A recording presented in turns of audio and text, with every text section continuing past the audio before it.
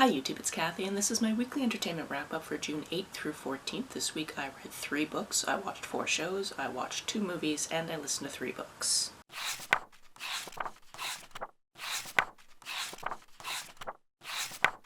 Yes, I am drinking my coffee out of a jar, thanks for asking. And yes, I certainly do need this morning because last night was Whiskey Club night and I had 8 different whiskeys and yeah, I slept in this morning a little bit. Because I can. I'm an adult. I keep my own schedule. You are delightful. The first book that I finished this week is Ghostwood Song. This one is about a girl who lives in a small town with her brother and her much younger sister and her mother and her stepfather. Now this book is full of family drama, especially because her father has passed, so obviously there's some grief to do with that. But the guy who's now her stepfather and the father of her youngest sister used to be her dad's best friend. And it's never really been confirmed to this character one way or the other, but her brother seems to think that that was going on before their dad passed. They also used to live in this super haunted house that their mother moved them out of basically immediately after that passing, and their dad used to play the violin and actually talk to the dead that way. Now, something happens in the life of this protagonist and she actually wants to find her dad's violin to find out if she can play it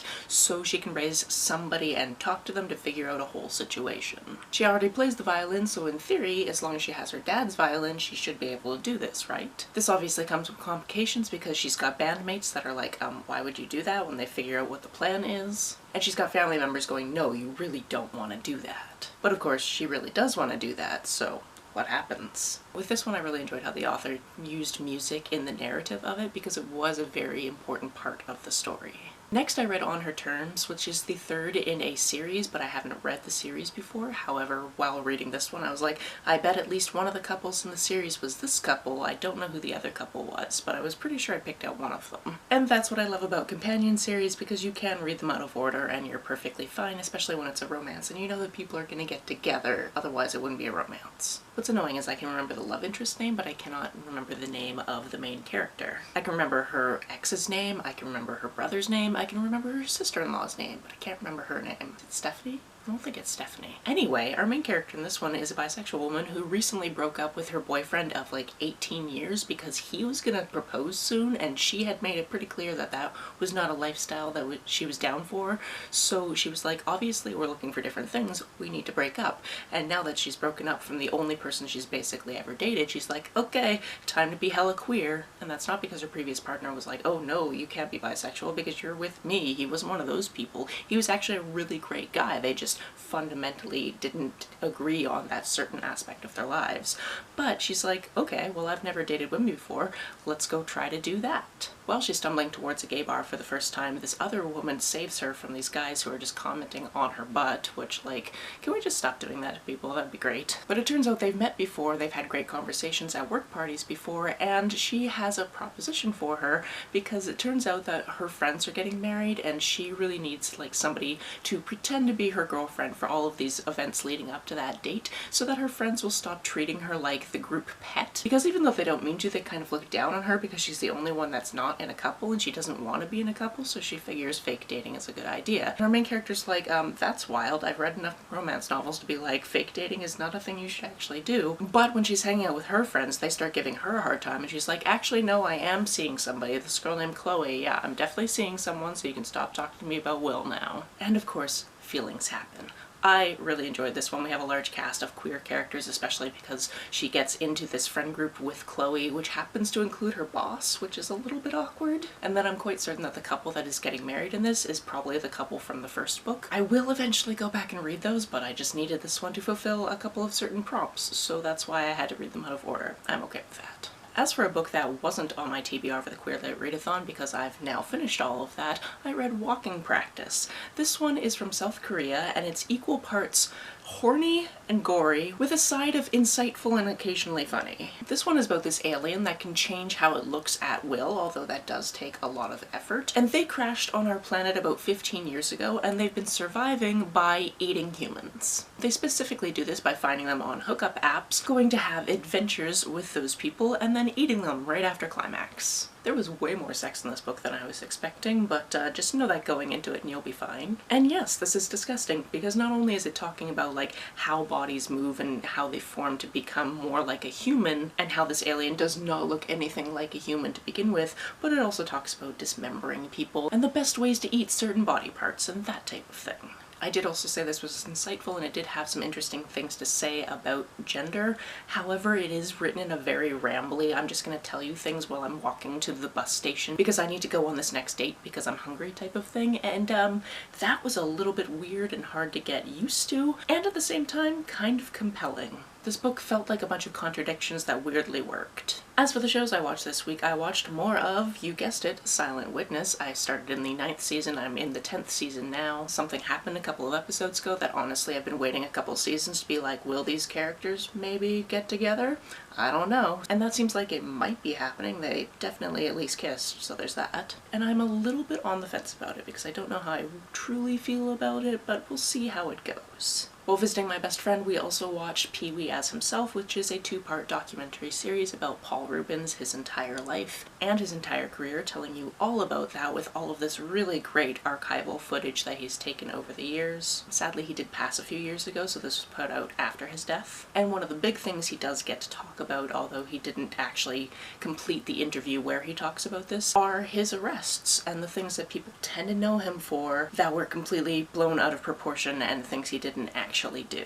Now, I didn't grow up watching Pee-wee's Playhouse. I heard about Pee-wee Herman, I heard of it as a character, and I've heard a little bit about his life before by reading Cassandra Peterson's memoir, because she talks about him because they were both in the Groundlings together, and I can see how that would be a really cool show for kids. However, it's just like not my thing, and that's completely fine. But he was definitely done dirty, because mostly of what I knew about him was like, ooh, that guy, he's not great for certain child-related reasons, and no, he definitely had somebody in his house once who's not great for child-related reasons. And apparently the person that was at his house with that person is who accused him of having child-related material in his house, which he did not. And a little bit of me wishes that that person would be named and shamed, because it sounds like they completely just stirred a pot that didn't need to be stirred. Maybe they legitimately thought it was there, but that's a hell of an accusation and definitely put a shadow over his life, so there's that. However, the majority of this documentary is not about that. It is all about creating this character and the dynamics between him and how he used to be out as a gay man and then he went back in the closet so he could maybe get different roles in Hollywood and all of that process, and I found it really interesting.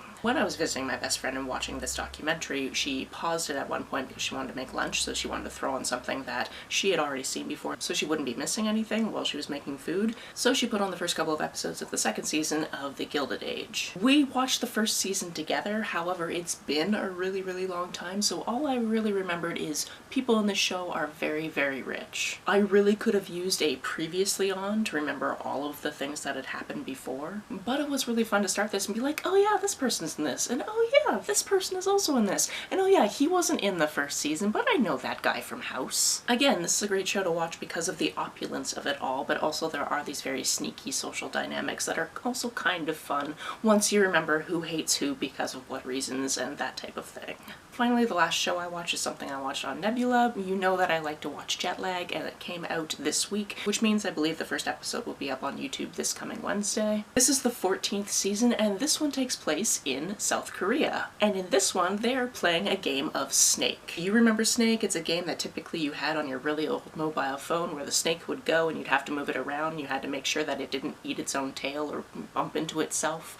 They're playing that on the train system in South Korea. It's a really fun concept because you have one person that's trying to be the person that goes along the rail, and then you have two other people trying to figure out where they're possibly going and trying to figure out where to put up roadblocks and battles, and it's interesting. Again, it's one episode in, but it's an interesting game to watch. As for the movies I watched this week, I'm just going to talk about them really quickly because I've talked about them before because they were both rewatches. We watched Glass Onion, mostly because my roommate put it on and a couple minutes into it I saw it and I was like, oh yeah, this movie, this is great, and I immediately abandoned whatever I was going to be doing myself and sat down to watch it. This is the second movie in the Knives Out franchise, and I think the third one is coming up sometime this year. And this is all about a group of people who are invited to go to this private island somewhere near Greece because their very rich friend basically sent them these invitations, but there's a mystery as to why this is happening and that type of thing, and Benoit Blanc, our detective, also goes along at the bequest of somebody, and It's fun because this one has a really big misdirect that you're kind of let in on halfway through, which is just so great.